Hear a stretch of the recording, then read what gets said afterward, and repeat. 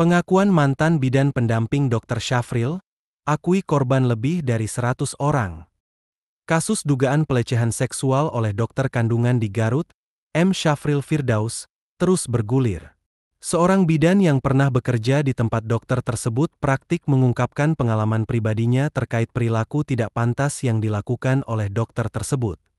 Dalam curhatannya kepada Dr. Listia, yang diunggah ulang DRG Mirzan, bidan tersebut menceritakan bahwa sejak tahun 2023, ia telah menyimpan bukti-bukti terkait perilaku Dr. Syafril, namun takut untuk mengungkapkannya karena khawatir akan berdampak pada pekerjaannya.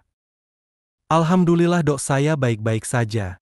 Cuma saya memendam ini dari 2023. Saya ingin speak up tapi tidak tahu caranya seperti apa. Terlebih saya hanya seorang bidan dan pasti kalau ada apa-apa akan menyulitkan saya terutama dalam hal pekerjaan. Ungkap sang bidan dalam pesan curhatnya.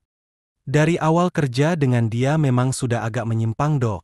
Dia mendekati semua karyawan dari mulai staf admin, apotek, perawat, bidan, tanpa terkecuali. Tua muda, single atau ada pasangan dihajar semua, lanjutnya.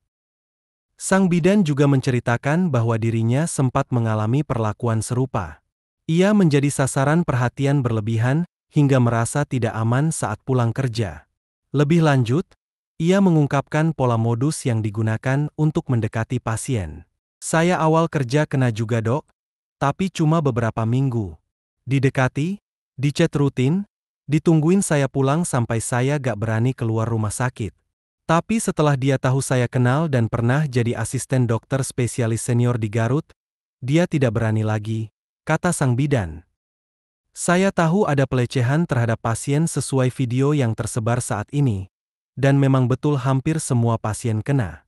Semua dimulai setelah pemeriksaan, pasien akan diajak foto bareng, dan saya yang fotokan. Lalu nomor WA pasien dicatat dari buku kunjungan, ujarnya.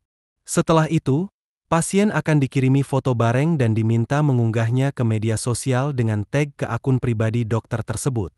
Kemudian, dokter akan mulai mengirim pesan pribadi dengan dalih basa-basi seputar wisata atau kuliner di Garut, sebelum akhirnya mulai merayu dan menawarkan USG gratis. Pasien yang masuk ke perangkap dia dengan iming-iming USG gratis akan disuruh datang terakhir ke klinik, tanpa daftar, dan cukup bilang sudah ada janji dengan dia ke asisten. Kalau sudah datang dengan cara itu, hampir pasti jadi korban, ujar bidan tersebut.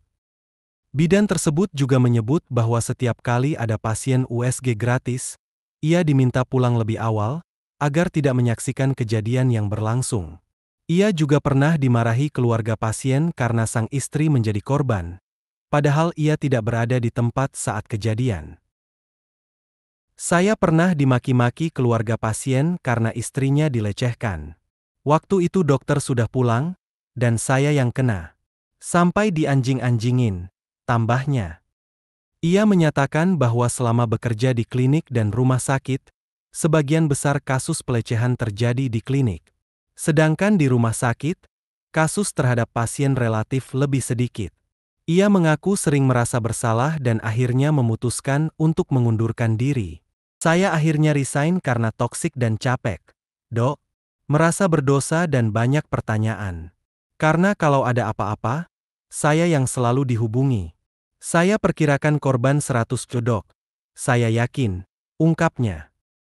Ia juga mengkritisi kompetensi dokter tersebut dalam tindakan medis dasar, terutama periksa dalam PD saat proses persalinan.